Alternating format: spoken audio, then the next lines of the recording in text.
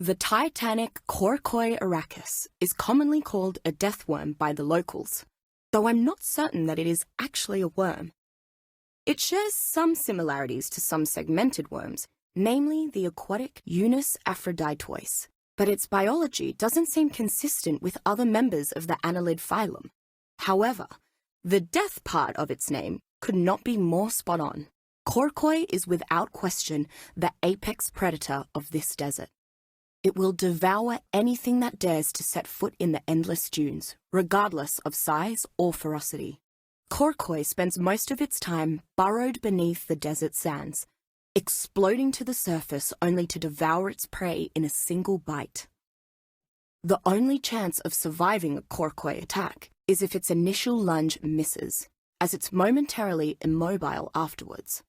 Theoretically, that could provide a brief opportunity to escape its territory. I wouldn't count on such luck, though. Attempting to tame Coracoi will almost certainly result in failure, and a very painful death. Any survivors in this desert should avoid Coracoi territory at all costs. Scientifically speaking, Rhenopila amplexus is an adorable little fuzzball, and I just want to hug it forever.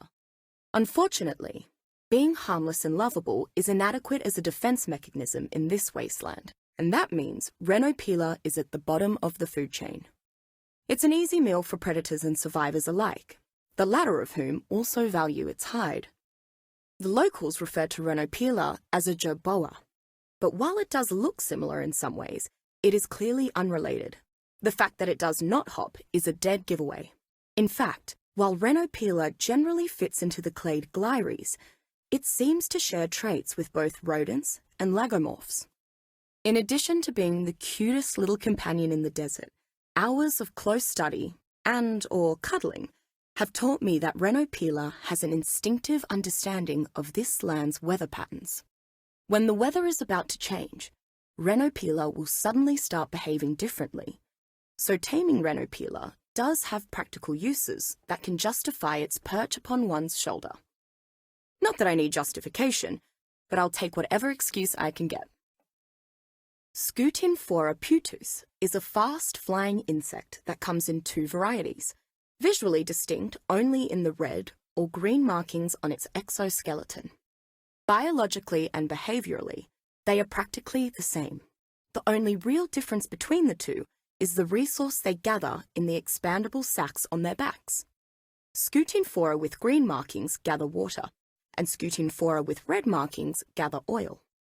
This unique ability makes Scootinfora a target for both the desert's natural predators and human survivors. Finding a green Scootinfora at the right time could prove to be life-saving, and survivors can use the oil produced by red Scootinfora for a wide variety of purposes. Like many of the insects on the island, Scootinfora cannot be tamed. Beyond the resources obtained while hunting it, survivors will find no use for it. Like its smaller relatives, Lymatriaspiramis survives by draining plants and vegetables of their nutrients. Given the desolate nature of the region, that makes its options rather limited. But fortunately, its relationship with the desert's plants is symbiotic. In addition to pollinating them, the spores it releases help nourish the harsh desert plants. When attacked, the slow-moving Lymatria immediately takes to the air and flies almost straight up while releasing spores. While the spores are nutritious to most plants, they are highly poisonous to most other organisms. Lymatria is occasionally used as a one-man flying mount, but its ability to produce silk and spores is often considered more valuable due to its slow flight speed.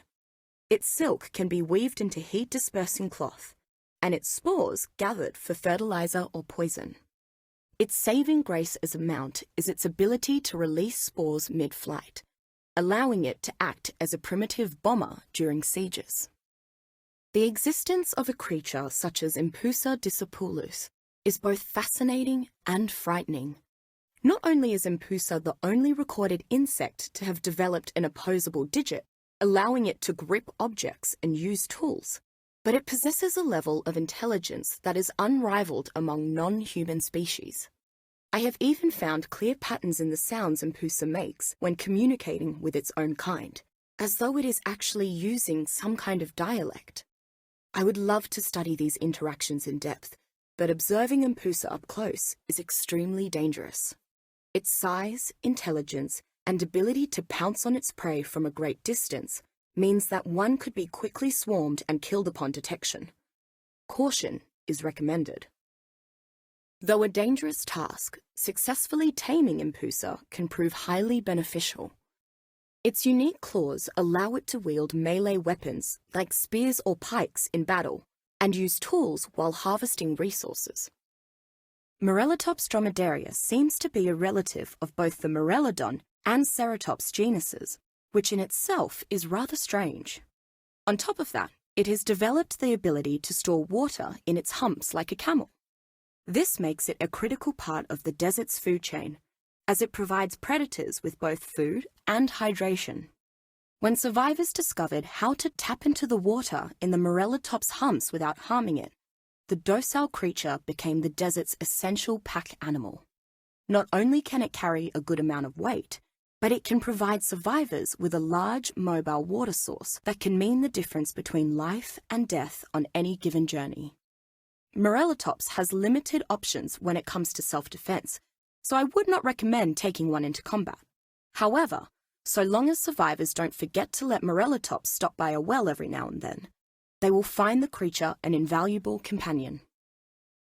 Among the most mysterious of all flying creatures, much of what is known about the phoenix exists in legends which have been told through generations.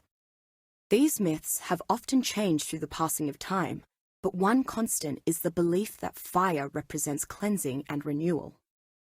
The phoenix embodies this process through its everlasting cycle of death and renewal. Extreme heat waves in the desert seem to initiate the rise of the phoenix, while the end of this so-called superheat precipitated the creature's reversion into ashes. While the phoenix seems ambivalent to most wildlife, if provoked, its ferocity is evident in its ability to set targets aflame with a single bite. Attempting to pacify a phoenix is, quite literally, playing with fire. The phoenix must be continually set ablaze in order to be tamed. I've seen many turned into dust and ash in the attempt. After it has been pacified, the phoenix will regain its vitality when it is aflame. Although its compact size prevents the phoenix from being ridden, its aggressive inflaming has proved to be invaluable in battle. Plus, it can quickly roast up tasty cooked meat and refine raw ores at any time as a living furnace. Colossus Petrum is like no creature I have ever encountered. There is no biological or historical precedent for it. Its nearest relatives exist only in legend. Mythical statues that could come to life, like the Golem of Prague. That makes it all the more dangerous. What survivor could possibly expect a seemingly benign rock formation to suddenly spring to life and attack them? Fortunately, Colossus Petrum's massive size makes it quite slow, so I would advise most survivors to flee immediately if encountering it in the wild. Colossus Petrum survives by slowly absorbing nearby minerals while in its dormant state, which consequently means that its body contains a wealth of metal ingots. If undisturbed, it can maintain this hibernation ad infinitum, but it will viciously attack anyone who encroaches upon its territory. A solitary creature, Colossus Petrum lives alone, and will not even protect its own kind. If somehow tamed, Colossus Petrum could prove to be an invaluable asset, particularly in a siege. Only armor-piercing rounds or explosives can harm it at all, and it will handily smash through stone structures. Though survivors have come to call these gargantuan reptiles spiny lizards, I believe that Moloch Sagittarius' closest relative is the Australian thorny devil, Moloch horridus. Besides the obvious gap in size, most of the differences between Moloch Sagittarius and its smaller relative lie in its thorns. Instead of being permanent parts of its skin, Moloch Sagittarius thorns are more like spines or quills that can be removed and regrown. In fact, it is even capable of shooting these spines from its tail as a method of self-defense, and examination of these projectiles has revealed that they are coated in a lethal poison. Despite its dangerous spines, Moloch Sagittarius has proven to be an excellent mount for indirect combat. Its ranged attacks can wreak havoc in a pitched battle, particularly if other creatures are taking the enemy's attention. Additionally, Moloch Sagittarius is able to gather wood rather effectively, making it more than just an option for combat. Once saddled, it can be used as a workbench, allowing for a mobile crafting station. Torgos Arkham appears to be a relative of Torgos Turquiliotus and Torgos negavensis, commonly called lappet-faced vultures, which are native to the sands of the Sahara, Sahel, and Negev deserts.